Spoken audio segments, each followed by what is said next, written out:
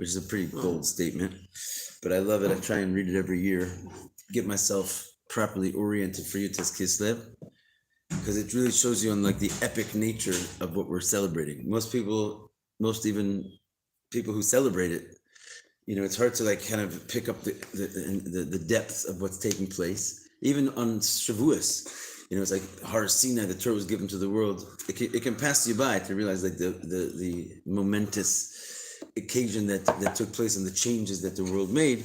So this kind of gives us a little bit of a direction to think about it properly. In any case, he says like this. Masupar. I'm just trying to figure. This sikha was said, in the 80s. Looks like 1986. It's told over Shbiyos Rabbeinu Azakin b'Masar that when the Alter Rebbe was in prison, right? Bo Pamachas Levak Rabosa Ma'alma Dekshot, that his Rebbes came to visit him from the world of truth. In other words, they had already passed away, and they came to see him in the world of truth, from the world of truth. Who were his Rebbes? Baal Shem Tov and the Maggid, like the founders of the Hasidic movement in general. Before there was such a thing called Chabad, they were his two masters. And that's what it says, Rabbo Harav Maggid, Baal Shem Tov, his personal Rebbe, which is the Rav Maggid, and so to speak, his spiritual grandfather, like he used to call him, that was the Baal Shem Tov Nishmasam Eidin. The Rebbe points out, it might even be in the footnotes of this sikha, but I've definitely seen it. He says that it's important to note that one time the Rebbe was sent, or the Frierdiker Rebbe was sent to the actual prison cell where the Alter Rebbe stayed. I think it was the Frierdiker Rebbe that was sent there, and he told the Rebbe about it, on instructions from his father, the Rebbe Rashab, to basically get like specifics and specs on the actual jail cell. And it turned out because he wanted to know how big it was, because according to tradition they came to visit him in their physical bodies. In other words, they wanted to see if 3 people could fit in this. It was like solitary confinement he was placed, and he wanted to see if 3 people can fit in there, because according to tradition, when they came to visit him, they came in their actual physical bodies from the other world. They just like incarnated, and they were having a chat with the Alter Rebbe all of a sudden. V'sh'alo sam Rabbeinu Azakin, and the Alter Rebbe asked them, Lama Magielo? Why is he sitting in jail? How did this come to him? And what's being demanded of him? And his Rebbes answered him, and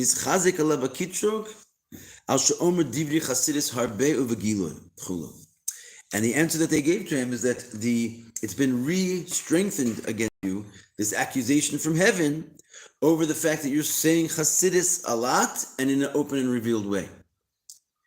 He asked them, therefore, when I go out of here, should I stop saying Chasidus? And they said back to him, what? Since you began, do not stop. And on the contrary, when you come out, say even more.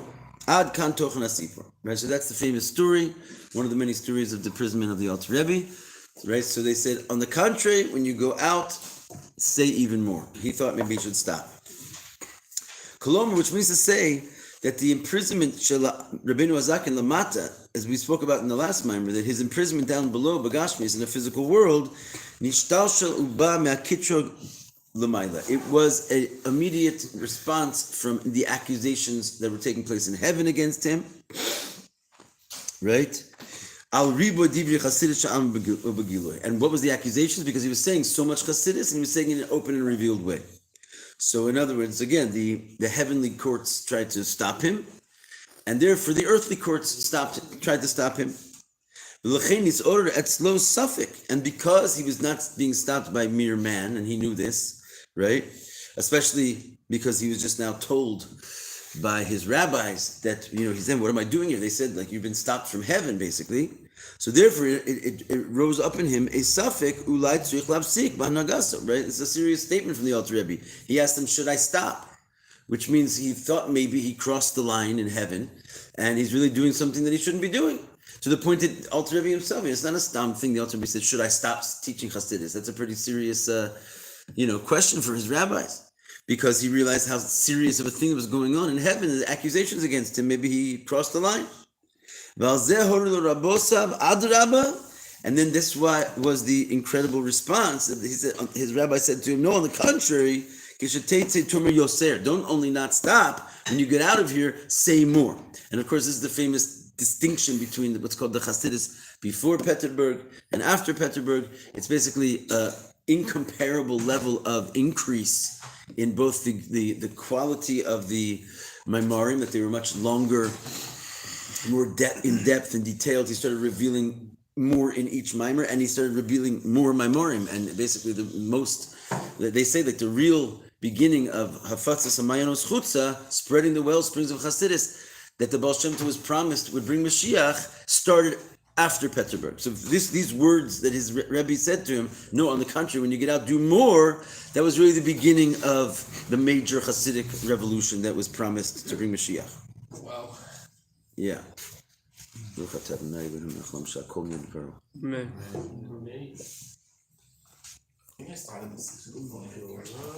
All right, let's finish it. L'chora zedoresh bir. There he says, seemingly, this whole story, in general, we don't ask questions on a story, but if you're the Rebbe, you can. So he says, seemingly, this story requires explanation. What's the question? Kitrug misug zeh. Kavar haya bizman nisiyuso shel Rav Magid. Almost an exact identical accusation from heaven, misug zev means from the same breed, already happened in the days of the Magid of Mezrich. Again, you have the Baal Shem Tov, the Magid, the Alter Rebbe. So in one generation prior, there was already a very similar accusation. Kiyudua Hasipur, as it's known, famous story. This is the famous story. Odos Akitrug Az V'Sibaso, that in the times of the Magid, what was the accusation and what was its cause? Shepam Matzu Ksav Shel Chassidus Nizgal Go B'Makom Bilti Roy. Right? There was once upon a time, right, in the days of the Magid, they found a scroll of Chassidus that was rolling around in a place that it shouldn't have. In other words, someone was writing Chassidus, Rebbe was writing Chassidus, or a Chassid was repeating it or something, and the paper flew into a place where it was all of a sudden in a very dirty place, a place it shouldn't have been. So all of a sudden it was a glaring, contradiction over there. Actually, it doesn't say the whole story, but there was a big chassid named Pinchas of Koretz, who's like a Rebbe in his own right, basically. And he was the one that saw this thing, and because he was so holy, and he saw that Hasidus was going into a dirty place just from his own machshavas, basically, and his own piercing tzaddik view. It created a whole storm in heaven because he judged the situation negatively. And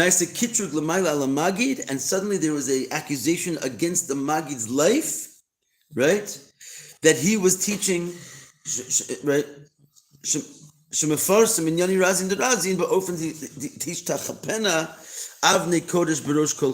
Right? That it says that, it quotes the verse, but that he was publicizing the secrets of the Torah in such a way that they were spilling the holy stones, right, in the courtyard. It's the idea of it was like the destruction of the Beis Hamikdash, right? He saw that the Holy of Holies is basically rolling around on the floor with the dirt and dirty things, and he saw this, and he realized that his Rebbe was responsible for it. It's great, we're learning Hasidus, this is awesome, we're part of some messianic thing, but oh my goodness, look at the consequences of this thing. It's like the destruction of the Beis Hamikdash. You're just spilling the holy out onto the street. So he thought that, and instantaneously, the Rav Magid's life was in jeopardy. He was about to die from the thoughts of his own chassid. And again, this is all, I guess, taking place in some kind of a thought realm. So the Alter Rebbe sort of picks up on this whole situation. Rabbeinu Azakin bitul hakitrog. The Alter Rebbe nullified the accusations in heaven against him. How? Through the famous mashal, Shehevi mashal, Ben Melech, right? Shenech lemachla musukenes, that there was the son of the king, the prince, and he became sick with a very dangerous illness. Shelo matzula ela trufa chas, and there was only one cure for this illness. And what was it? Lekachas za'evan ha'yakara. Hakavua b'keser malchuso shel hamelech. The only cure, like the story is that they searched high and low throughout the whole kingdom, and finally this one, humble servant, he came back and he said, "Really, the cure is in your own crown, O Majesty." Right? You have to take the most precious jewel of the crown of the king, which is fixed into the Keser Malchus of the Melech, Shabbat Taloi Kol HaYoker de Keser HaMelech, that in this jewel is actually responsible for the whole glory and beauty of the crown itself. And you have to chop it up, right? Grind it up, La'arva B'mayim, and mix it into water, V'lishpoch Metaru V'zol L'ben Svasav Shel Ben HaMelech. And you have to take from this mixture of this stone and the water, ground up, and put it between the lips of the prince. But tikva, with the hope, shekuli haibu ulai, that if you do all this, maybe tikanes tipa chas letoch piv, maybe one drop will actually go into his mouth, v'tatzilas chayav, and save his life. Shekein hu gam nidon didan. Right, and so this basically, the Alter Rebbe just sort of released this mashal, and that saved the Maggid's life, right? So he says, so it is in our situation. Asher pirsum razi Torah. That what's the analogy? That the teaching of the secrets of the Torah, which is essentially nothing other than the crown, crown jewel in the crown of the king, upon which all of the beauty of the crown is depending, right? It's worth it to take basically the most precious thing in the entire arsenal of God's own kingship and basically flaunt it and waste it and sort of destroy it for the sake of saving the life of the king, of the king's son, which is none other than Am Yisrael. So basically, Alter Rebbe said, yes, it's horrible that the crown is destroyed and that the jewel is lying in the floor with the dirt, but it's worth it if a drop will get into the prince's mouth and save his life.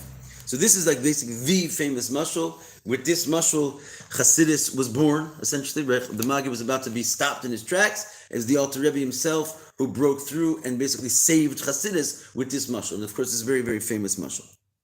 You guys know this mashal, I assume. Okay.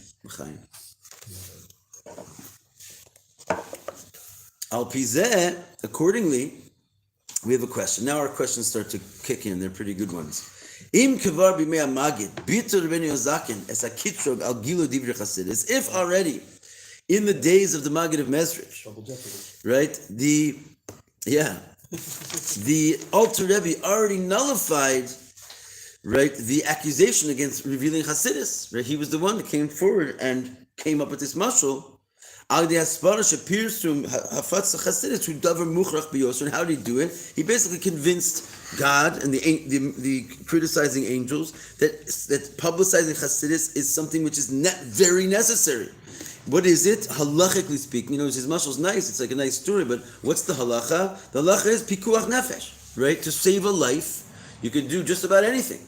So his muscle was that if you don't crush up Chassidus and get it into the people's mouth, the Jewish people are going to die. That's basically what he was saying. Right? We got to some kind of a point in history where it could have gone south. It's like the Jewish people at one point were on the 49th level of degradation.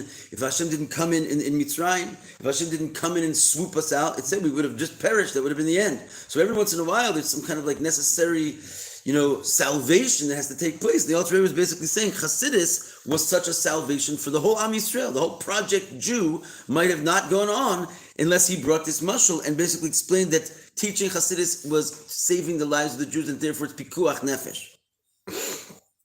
And if this was already accomplished in the days of the Maggid, right, that this pikuach nefesh hanogei latzalas chayav shel ben hamelech, it was already necessary to save the prince's life.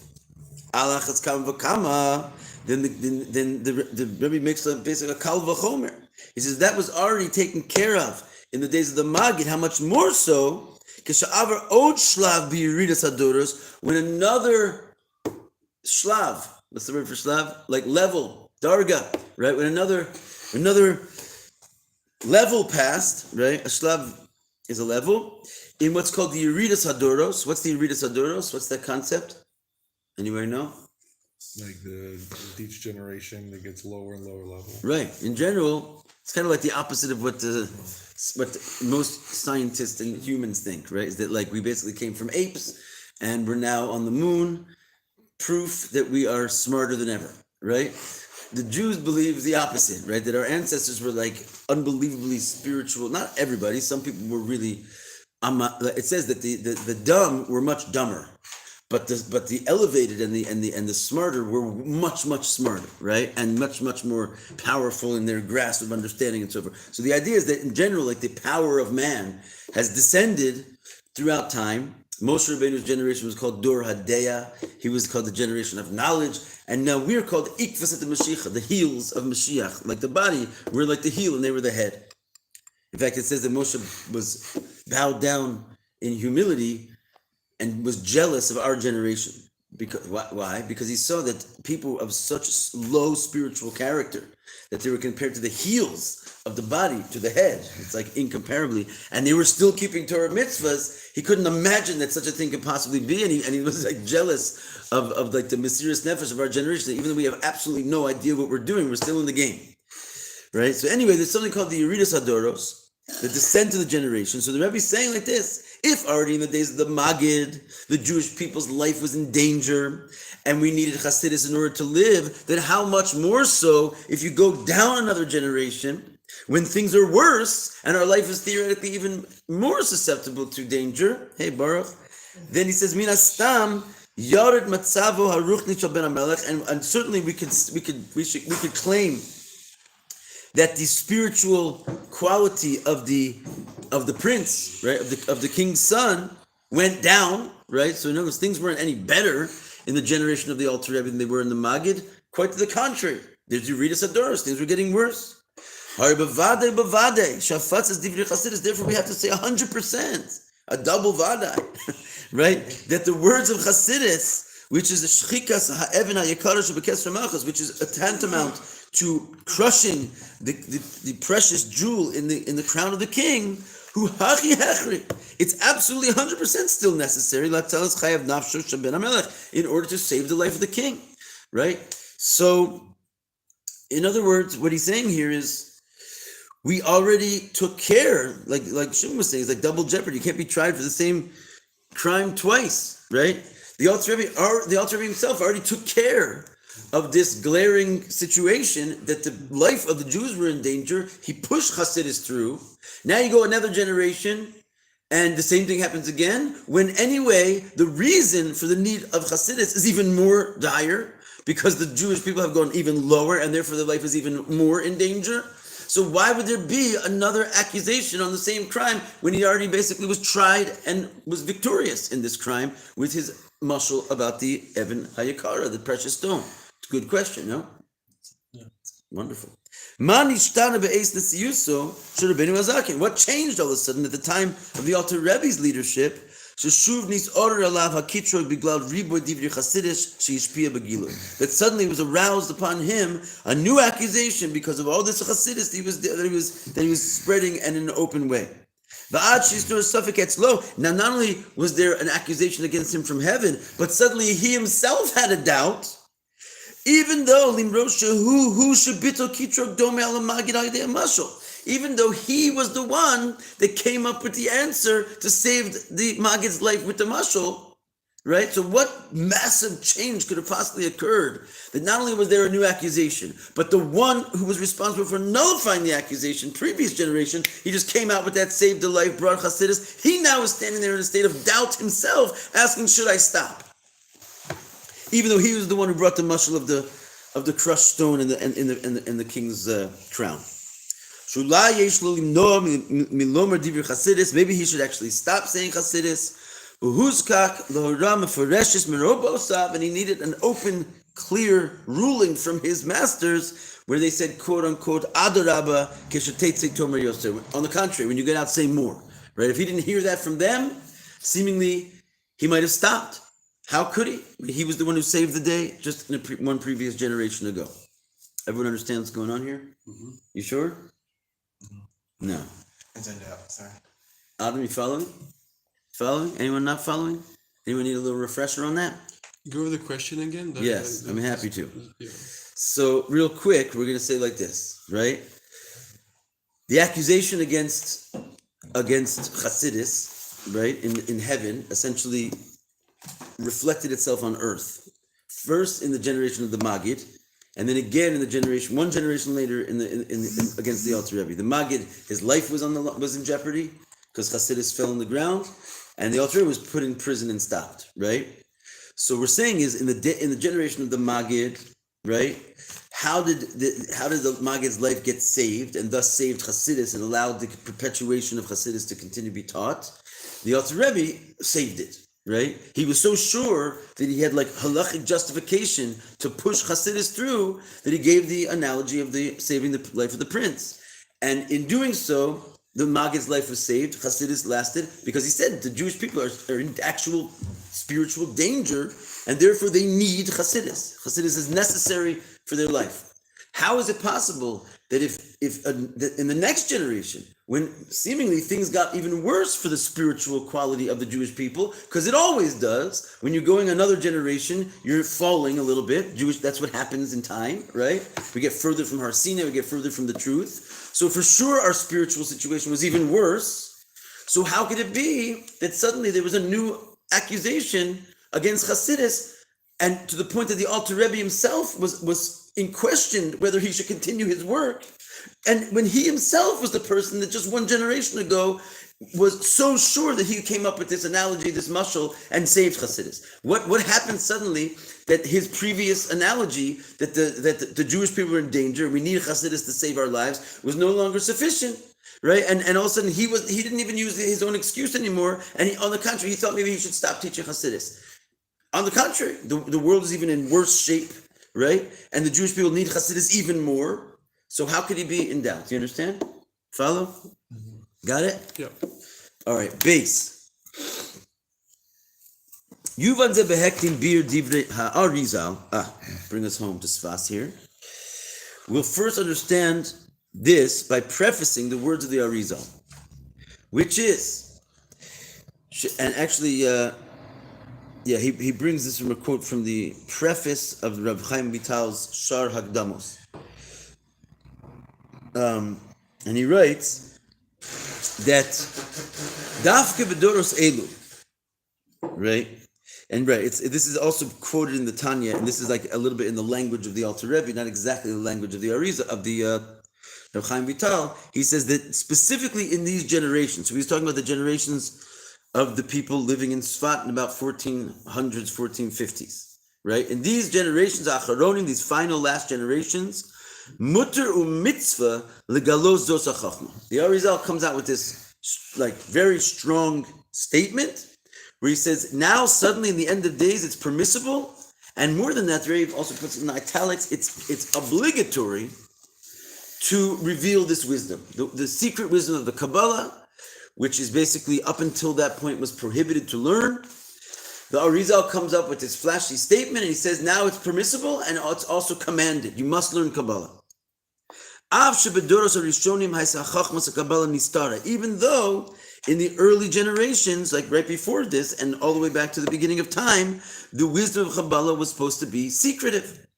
V'nelma mikol Talmidei Chachamim, and it was hidden from all the Talmidei Chachamim, even the greatest masters. Ki'im li'yechida segula, except for very, very few, one in a generation or a handful in a generation, which they didn't even speak to each other. They all learned it independently, and the topic of Kabbalah was a closed book, and it was completely concealed.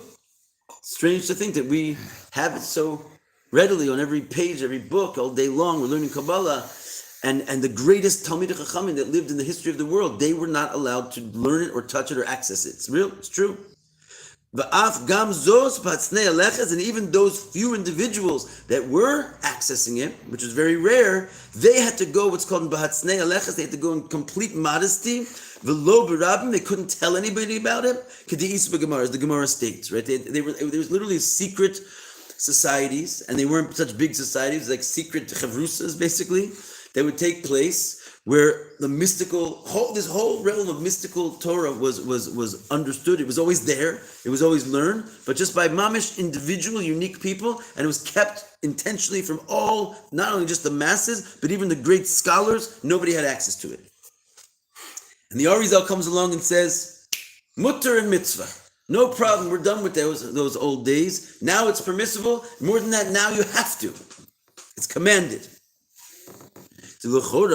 Seemingly, that the sages said, yeah, just talking about Kabbalah and you walk in. The Yechidi Segula, the unique, precious souls that are allowed access to this. Take your gloves. All right, so he says. It was in the picture. Okay. So he says, since our sages ruled that Devarim Shem Kibshono Shel Olam, that matters which are the secrets of the world, Sisru Shel Olam, Yutachas L'Shonecha, they should stay under your tongue, which means that you shouldn't let them out. This is a ruling from the sages. Valpi Din Gemara, and based on the ruling of the Gemara. There's many restrictions and conditions that exist upon your ability to reveal this information. And not only is it brought, so to speak, in the ruling of the sages and it's a din in the Gemara, it's brought right down into halacha, and the Rambam himself paskins, right? The first posek of Israel this way. He wrote the first Shulchan Aruch, he paskin laws. Ad hayom hazeh, many of the laws that we follow today are specifically from the Rambam. And what does he say? He says it's usher to learn this information, right? And he says it right there in the beginning of his work of Hilchos Yisodi HaTorah, the foundations of Torah. You are not allowed to learn this information. It's usher. It's like eating something treif, theoretically. It's not allowed in the Jewish world. So the question goes on the Arizal's shoulders. If it's already mamish been paskined and ruled in Jewish law that you're not allowed to do this, where do you get off suddenly just saying it to everybody? I know you're the Arizal and that's cool. Like maybe we'll just go with that. But like in general, there's like a process of halacha and like you have to mamish bring proofs and you can't really go against previous generations, especially such a firmly established law that if the greatest masters of the world couldn't figure out how to make this thing permissible. So you come along and say it's permissible and now it's a mitzvah, everybody do it. How? Why? You can't just say that, seemingly. So Rebbe says, let's explain this, but first we must preface. Move on. It's understood that what these conditions, right? And the conditions are basically stated right in the Mishnah, right? You can only learn it if it's Maisa Bereshis, you can only learn it with two people. If it's Maisa Merkava, you can only learn it by yourself, right? And even then you have to already be like Mavin Midaita, you have to like understand on your own. You can't really just go and like lachatchila teach these people things. Person had to be fully mastered in the Torah in order to even enter into Pardes, right? All these conditions that we've heard about. He says, the explanation is that all those conditions, when it comes to learning the Chochmas Emes, which is Kabbalah, Einum ibnei Iser mitzad hachefza de Torah, right? It's not a prohibition due to what's called the chefza of the Torah, right? What does the chefza of the Torah mean? Does anyone know what that word chefza? I'll give you a clue. There's something called the chefza and the gavra. In every mitzvah, in every halachic discussion about any mitzvah, you're supposed to break the mitzvah down into two parts: the chefza, the gavra. What do those two things mean? The chefza is the object. That's what it means, like a chefetz, the object with which you do the mitzvah, and the gavra means the person, the gever, right? So in other words, why do I need to know? I mean, you do a mitzvah, the guy takes the mitzvah, whatever it is. Why do I need to break every mitzvah down halachically into two categories? Because if the mitzvah is going to be, so to speak, fulfilled or not fulfilled, I have to know where the error occurred. In other words, what do you mean? He ate the matzah. The matzah was perfectly made. It had no water. It was handmade shmura matzah. Why didn't the mitzvah happen? Oh, because this guy was 12, right? It wasn't a mitzvah. Or because this guy was a goy, right? He can't do a mitzvah. Yet, so there was a problem on the gavra. Or you say, Mamish, I don't understand what happened. He's a 13-year-old bar mitzvah boy. Everything went right. He put on his tefillin. Where did it go wrong? He says, because those tefillin were not made out of leather, right? So the problem was with the chefza, or the problem was with the gavra, and there could be a spectrum of things on each side, and you have to basically study what's going on and all these conditions are made, and then you can. So basically, every mitzvah is analyzed in such a way. You have to at least know the criteria on both parts of these two things. Right, so when it comes down to the Isur on Kabbalah, that it is prohibited. It's prohibited, right? Where's the prohibition on Kabbalah? I'll put it to you guys, and you can see if you can sort of sort this out. Is the prohibition on the Chefza or the Gavra? In other words, you're not allowed to learn Kabbalah. A guy comes, let's say, before the Arizal, picks up a Sefer Kabbalah, he draws down clip upon himself, right? He's just an Avera, because it's a halacha, and the Shulchan Aruch says, don't do that, and he did it, right? So now he's done an Avera, and now you're going to study this thing and break it down. Where was the Avera? Was it in the Chefza or the Gavra of this mitzvah? Now you see, it's a little bit like, you need to know these things. Where was the problem? Where does the problem lie in this case? The Gavra. Why?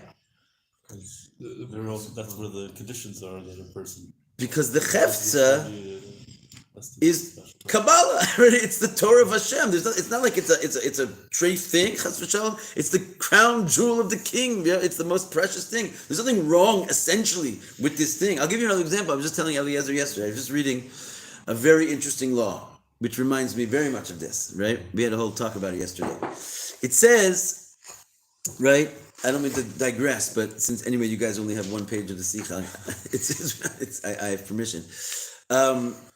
It says that you're supposed to read a few important parshas in the Torah every day, right? One is the Akedah, right? One is the Parshas Haman, the Karbanos, right? And everyone every day, each one of them has like a sort of a special inyan. It does something to you, right? Reading the Akedah reminds you of the Mesiras Nefesh you should have, like Yitzchak was ready to give his life. The Man reminds you that your Parnasa is from Hashem, etc. And you should read the Ten Commandments. Right, the parsha of the Ten Commandments. Every Jew is supposed to read a parsha of the Ten Commandments every day. It says in the Alter Rebbe Shulchan Aruch, right? And why? Because you're supposed to remember this awesome scene in Har Sinai every single day. And by reading it in the Torah, it's like you're there. So much so that the sages thought in the beginning when they were like putting the siddur together and all of our prayers, which we take for granted, it's just like how it is. It's not how it is. The parsha, reading the Shema even. There's 3 different paragraphs, and they're all in 3 different places in the Torah. Like, who put those things together and said, like, this is the Shema? Saying it could have gone another way. And in fact, it almost did go another way. They wanted to put the 10 Commandments in your reading of the Shema. Because you have to read the Shema every day. It's a mitzvah to say Shema every day. You're going to read it. They wanted to link up reading the 10 Commandments. It's such an important thing right there and then with him. Right? And so what happened? Other sages came and mamish nullified this idea in a big way. That's why we don't do it. And what was their justification for nullifying this? Does anyone know? Eliezer knows. What was it? Oh, because the heretics would use the 10 Commandments against us. Against us. Right. How? In what way? The heretics. There was like a big problem with heretics at that time. People were coming and trying to claim that the oral Torah was not real, and it was like major confusion in the world. I mean, it's not going away too much. It's just that the sages kind of blazed the trail to protect us. But they thought that these heretics were going to claim, which anyway they claimed, that the only things that were really the mitzvahs were the 10 commandments that we heard from God. Everything else was sort of made up by man. It wasn't real, right? The real commandments are the 10 commandments. And if we would have put them in the Shema, they would have come over to all the simple people and said, you see, even your sages, they put these 10 commandments right in with your Shema because those are the real 10 commandments. The rest is sort of fluff and circumstance, right? So because they wanted to make sure that didn't happen, they didn't put the 10 commandments in. And in fact, we see that even though a lot of Siddurim do have the 10 commandments printed in the back, the Alter Rebbe took it out of his Siddur Bichlal. It's not even in our Siddur. If you want to do this, you got to go find a Chumash every day and say it, right?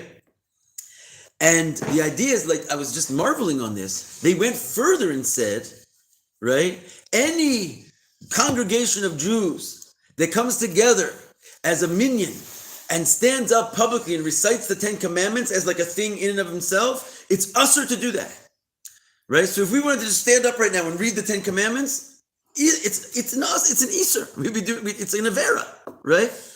Now, same thing. This is a kind of a similarly obvious question. Where's the prohibition on the chefza or the gavra? I certainly hope there's no prohibition on the chefza. The 10 Commandments is pretty much as kosher as things can possibly be. So it's a strange reality that it's actually, you're doing something wrong to stand up and read the 10 Commandments if you're doing it in a public, right? And yet, because of certain dangers amongst the gavra, the human condition, it's usher. So he's saying the same exact thing here is true, right? In fact, it's the same exact thing, really, because we were saying before, the 10 Commandments is sort of like mamish, the mystical dimension of the Torah, and specifically that's prohibited.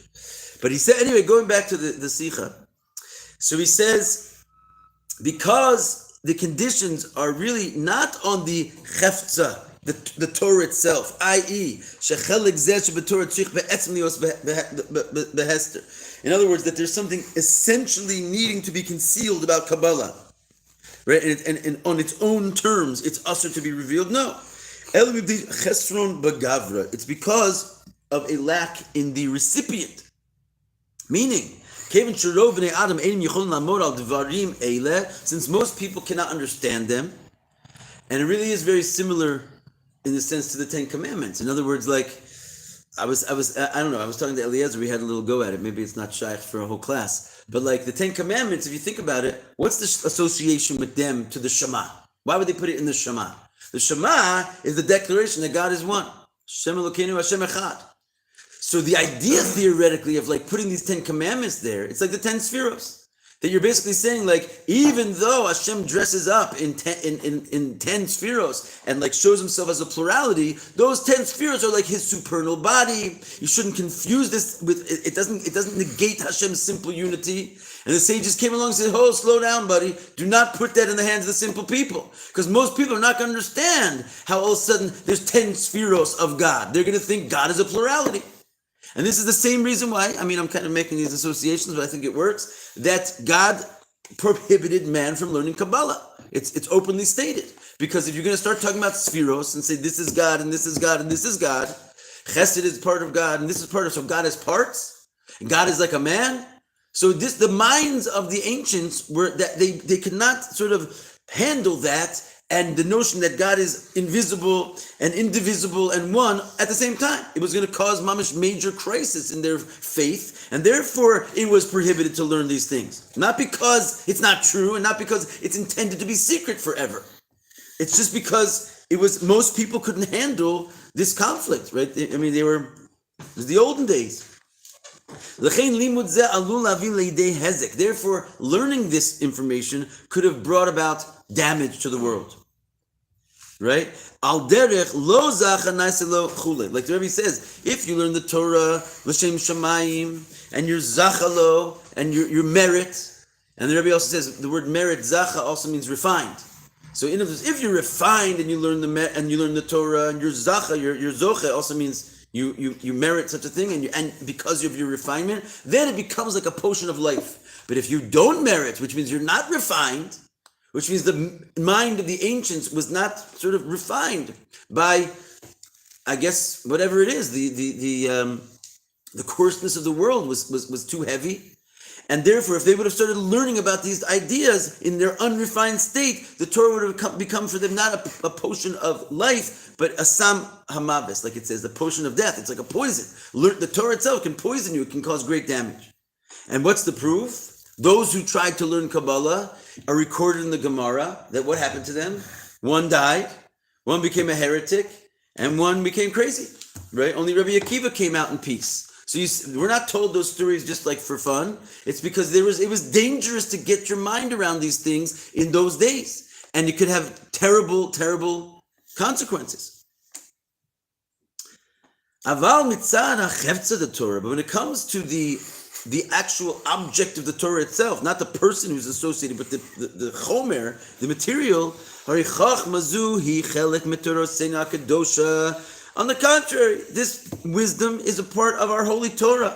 And the whole Torah was given to every single Jew, and no parts of it are essentially not for you.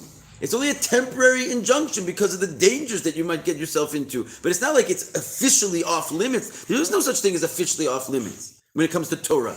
You were given the Torah, all of it. Marashak Ilas Yaakov, right? It says it was an inheritance for the congregation of Yaakov. Not only can you learn it, you're obligated to learn it, right? It's a mitzvah to learn the whole Torah. But the Alter Rebbe says a person who's going to say, I'm going to learn the whole Torah except for like one thing, he's like a kofar. He's a heretic. You can't say I'm going to learn every mitzvah, but not tefillin, right? So why not? You're making a distinction like that's not part of the Torah. If you don't believe in the whole Torah, you don't believe in any of the Torah. And therefore someone's going to say, I don't learn Kabbalah. And that's why, by the way, I do want to point out, the Rebbe is going to say himself in the end of the Sikha, there's a beautiful statement that the Arizal says. The way the Arizal said it is very powerful. Because what did he say? Mutter mitzvah the galo zos ha-chokhmah. He said it's permissible and obligatory to learn this wisdom. How do you get from permissible to obligatory so fast, right? In other words, permissible, fine. But suddenly because it's permissible, I have to? Where did that come from? And the answer is yes. Because anyway you have to, right? You have to learn the whole Torah. There's no part of the Torah you say, I'm not obligated in Gemara. Sorry, it's not for me, right? I'm not obligated in, no, you can't do it. You are obligated in the whole thing. The only thing is what? Parts of it were kept from you. It was prohibited. So obviously you're not obligated because it was prohibited. It was dangerous. Once that prohibition is lifted and it's mutter, it's automatically now obligated, right? It's not like I can, but I don't have to. No, once you can, you have to. And so that's the answer to anyone today who's going to stand on their laurels and say, well, my forefathers didn't learn Kabbalah, so I don't have to learn Kabbalah. That part of the Torah is not for me. You Hasidim, you want to think you're big shots and learn it, you go ahead, not me. Sorry, mutter u mitzvah. You're not out of the trouble here. Once it's mutter, it's mitzvah. You think you have a bigger mitzvah to learn Gemara than Kabbalah? That was when it was prohibited to you. Now you can't exempt yourself, right? So in any case, the prohibition doesn't go on the Torah itself. Clearly, it goes on the person. Just like mechoyev limod shar kol Torah kula, just like a person is obligated to learn the whole rest of the Torah. Ubifrat al pi divya Rambam, right? Particularly when it comes to the words of the Rambam himself. Besov Sefer Hayad, right? We quoted before the beginning of the Sefer Hayad. Now we're quoting the very end. Vizal and Dizel Lashona. This is what he says there. Quote. But also Azman lo ye'aseh kol ha'olam el v'das es Hashem bilvad. Right? He's describing the messianic state of affairs. And he says, in that time, the whole world will be occupied strictly in knowing God alone. That's what our business will be. We'll just be all sitting around knowing God. Seems like we're doing it right now. And therefore, because our whole occupation will be to simply know God all day long, the Jewish people will be exceedingly wise. The Yodim Devarim Hasasumim, and they will know the secret matters. Right, so the Rambam, who's the same Rambam who in the beginning of his book says it's prohibited to learn Kabbalah, and he's the first posek who mamash brings it down into law, you're not allowed to do it, get to the end of the book, and what does he say? He says in the end of days, we'll all be sitting around knowing God, and the Jewish people will be exceedingly wise, knowing the secrets. V'yasigu das boram, and we'll grasp the knowledge of our Creator. Right, so there's such a thing called like das elyon and das tachton. The higher opinion, the lower opinion, sort of the way things are seen from on high versus the way things are seen from below. In general, Nigla and Nister, the revealed parts of the Torah, is like how man sees reality. The Torah sort of translates itself into a human perspective. You can learn Torah, and God forbid, you can even compare it to like a regular wisdom, because it comes down and talks about regular wisdom type things, how you live in this world. Even though it's godly wisdom, it crawled down into a human perspective. But Kabbalah doesn't make that crawl down. Kabbalah just stays there being totally divine wisdom. Starts about spheros and angels and souls and worlds and simtsumim and orin sof. Nothing you're gonna just like kind of happen across in your daily human life. So that's called das elyon. That's called the opinion of the Creator. And Rambam uses the exact language. He says we will be sitting around learning the secrets and das boram, the way Hashem sees things, which is an open reference to Kabbalah. Kafi koach adam, as much as man can put his hand on God's mind. Shnemar, as it's known, as the pasuk states, ki mali haaretz deas havaya kamayim niyam mechasim. Because the pasuk says that the whole world will be filled with the deya of havaya, right? I never actually even picked up that little diuka, where he says the knowledge of Hashem, which is referring to Kabbalah, and then he says the whole world will be filled with that knowledge of Hashem, the way Hashem sees things, just like water fills the sea. Hari lehedya. So what do you see here openly? In the days of Mashiach, the whole world will be knowing the mind of God. Not only will we also learn Kabbalah, but in the days of Mashiach, the main occupation will be it's not going to be mainly in learning the laws, which are revealed to us, what we call the nigla. I didn't mean to work you up, man. Ella b'yediyas haboreh. But rather, the main occupation will be sitting around trying to understand the mind of God. Not the way he translates himself into that man knows how to put his shoes on and tie his tefillin, right? The main occupation in the days of Mashiach will be miyachid yichudim, and like mamash thinking about the deepest secrets of creation and beyond creation, what the Rambam calls devarim hasumi, the secret things. Not only just the Jews will be doing this, apparently the plants and the trees and the birds are going to be doing this. The whole world will be occupied in this knowledge. But often lamayim kiyam mechasim, not stam a little bit, but in a measure of the amount that water fills the sea, which pretty much filled right up. Umuvan shaloya niglaos, and therefore hagbalos. It's obvious that those very criteria that the Rambam put on the learning of Kabbalah in the beginning of his book, it's quite obvious that all of those will be removed. What are those criteria? It's as it says in the Mishnah, Ein Dorshin, you're not allowed to learn it with more than one person, and even if you learn it by yourself, you have to learn it, you have to already know it, you can't be taught it. All those conditions that were placed in the Mishnah and brought down as law in the Rambam, clearly those things will be going away if the entire world will be learning the knowledge of God like water fills the sea, right? So the idea is that, what do we see from here? The Rambam himself, either he's totally in a state of contradiction with himself, right, where he says it's usr and then he says it's mutter, or it comes out that the prohibition against Kabbalah was to begin with temporary, based on the foibles of man, right? And if we get to such a situation where man was not getting in the way of himself, it's not that you have a treif thing, you have a very, very holy and awesome thing. And you just, in the days of Mashiach, the limitations which keep man from that will be removed. Much like I imagine there will be a day, one day, when a million of guys can stand up and read the Ten Commandments. Because why not? The only reason we can is because some theoretical heretic is going to convince some theoretical Am Haaretz that that's the whole Torah. Well, when the world is enlightened and people are not heretics anymore, I imagine I'm allowed to say the Ten Commandments. It's pretty much a big part of the Torah.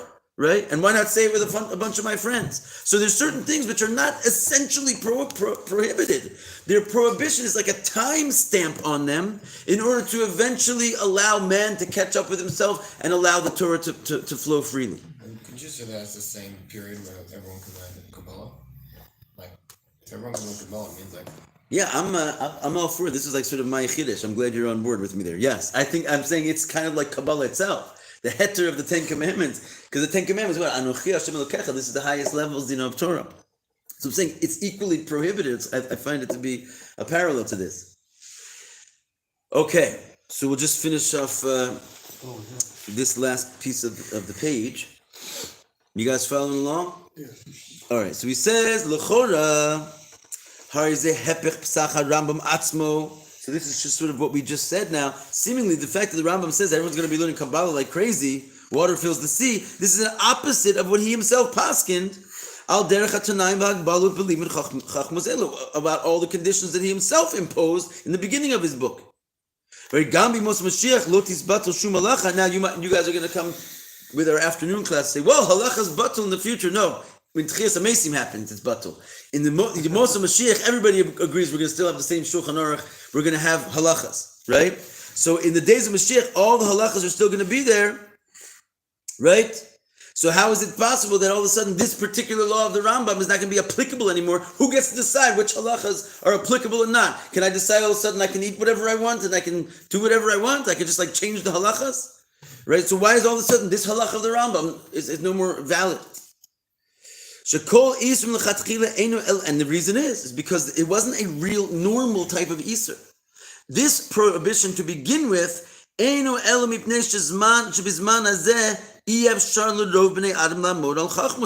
was only made prohibited anyway for a strange reason, because the people of that time could not handle themselves with this information. So you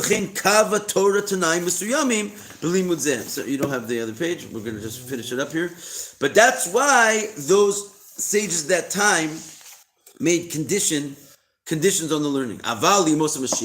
But in the days of Mashiach, where it says, we know what the conditions of the world will be like in the days of Mashiach. Rambam tells us very clearly, Lo yesham lo ra'av, v'lo milchama, v'lo kina, v'lo tachros, right? There's not going to be any hunger or war or jealousy or competition, right? So it's those types of things which are going to make the people, the worry is if people learn Kabbalah, they would have potentially, we said before, they could be, there was three things that could happen to them. One, they would become a heretic, right? Because the four that went into the Pardes, this was what took place. So becoming a heretic means, like what we said before, it's simply a matter of not understanding the unity of Hashem when you see that there's all these different parts within Hashem seemingly, and Hashem's supposed to be one simple thing. So that's just like confusing, and it could lead people astray. But the other things is basically you could go crazy and you could die. And the idea there is that it's not like they would have just like you read a few books and you go off. Kabbalah, if you notice, when we were learning Kabbalah and we're talking about different dimensions and like different like hishtalshlus and the way one thing comes from another, it's very scientific. In other words, it's like it opens up an underground world of how things tick. And in theory, if a person, first of all, he's now a heretic because he doesn't believe in the unity of God, but he's also like a mad scientist because he knows the secrets of Kabbalah. So in other words, it's just straight up dangerous for the world, right? Having this information gives man a power that if he's not ready for it, he shouldn't have such power. And that's the idea that in the days of Mashiach, when there's not going to be any hunger or war or jealousy or competition, so it's like, okay, now bring on the wisdom. Therefore, therefore, everyone can totally deepen himself in the first one. There's not going to be anything else to do, right? So you have plenty of time to get it right and understand it properly, and therefore a person can deepen himself into these things properly. And therefore, the whole world will be occupied in it, and not only they'll be occupied in it, but ladas es Hashem bilvad. That will be the only occupation of everybody. So therefore, there's no contradiction in the Rambam, right? When he says it's usher, it's because of the time and the circumstances. And when he says it's mutter, it's because anyway it was a permissible thing. It's just that the time and the circumstances changed to allow that permissible thing to be taken. Okay, we'll hold here. The Gavra changed. The Gavra changed. We're on a high level of Well, it's interesting how we got onto such a